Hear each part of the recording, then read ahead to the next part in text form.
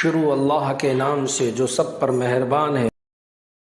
حیفہ رضی اللہ تعالیٰ عنہ سے روایت ہے کہ رسول اللہ صلی اللہ علیہ وسلم نماز پڑھ رہے تھے۔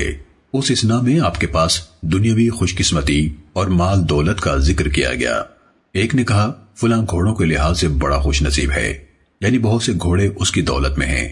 دوسرے نے کہا فلاں کی خوش قسمتی اونٹوں سے ہے۔ ایک اور بولا فلاں کی اچھی قسمت بکریوں سے ہے۔ ایک اور بولا فلاں لونڈی غلاموں کے لحاظ سے بڑا خوش بخت ہے۔ جب رسول اللہ صلی اللہ علیہ وسلم نے نماز مکمل کی اور آخری رکعت میں رکوع سے سر اٹھایا تو فرمایا، اے اللہ، اے ہمارے رب، تیرے ہی لیے سب تعریف ہے، آسمانوں بھر، زمین بھر، اور اس کے بعد جو چیز تو چاہے اس کے بھرنے کے برابر۔ اے اللہ، جو کچھ تو عنایت فرمائے اسے کوئی روک نہیں سکتا، اور جو کچھ تو روک لے اور نہ دینا چاہے وہ چیز کوئی دے نہیں سکتا، اور کسی دنیاوی قسمت اور مال و دولت والے کی ظاہری خوش قسمتی اور دولت اسے تجھ سے بچانے میں کام نہیں آ سکتی۔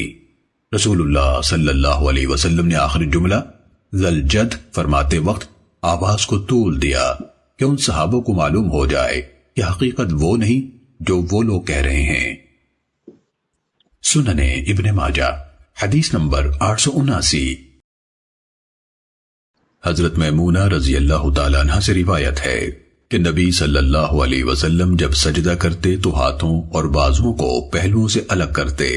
اگر کوئی میمنہ سامنے سے بازوؤں کے نیچے سے گزرنا چاہتا تو گزر جاتا۔ سنن ابن ماجہ حدیث نمبر 880۔ اللہ تعالی ہمیں ان احادیث مبارکہ پر عمل کرنے اور اپنی زندگیوں کو سنوارنے کی توفیق عطا فرمائے۔